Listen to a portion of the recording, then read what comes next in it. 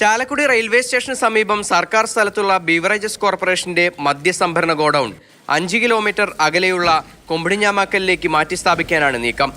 4 മാസം മുൻപ് 36 ലക്ഷം രൂപ ചെലവഴിച്ച് നവീകരിച്ച ഗോഡൌണാണ് വീണ്ടും കോടികൾ ചെലവാക്കി മാറ്റാൻ ശ്രമിക്കുന്നത്. ഇതിൽ അഴിമതിയുണ്ടെന്നാണ് ഭരണപക്ഷ തൊഴിലാളി സംഘടനയായ CITU പോലും ആരോപിക്കുന്നത്.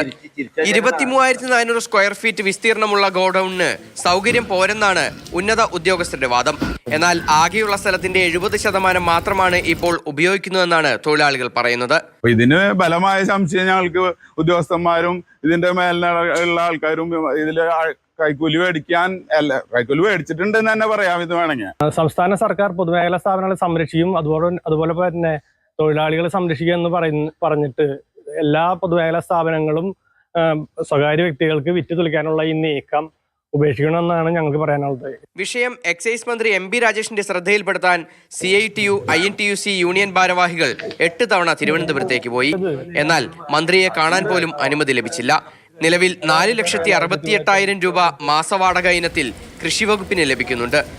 കൊമ്പടിഞ്ഞാമാക്കലിലേക്ക് മാറ്റി സ്ഥാപിക്കുമ്പോൾ സ്വകാര്യ വ്യക്തിക്ക് 8,46,000 രൂപ വാടക ഇനത്തിൽ നൽകേണ്ടി വരും. സർക്കാരിന് മാസം തോറും ലക്ഷങ്ങളുടെ നഷ്ടമുണ്ടാകുമെന്ന് ചുരുക്കം. നീക്കത്തിനെതിരെ ശക്തമായ സമരപരിപാടികൾക്കായി ഒരുങ്ങുകയാണ് യൂണിയനുകൾ. മാതൃഭൂമി ന്യൂസ്, തൃശൂർ.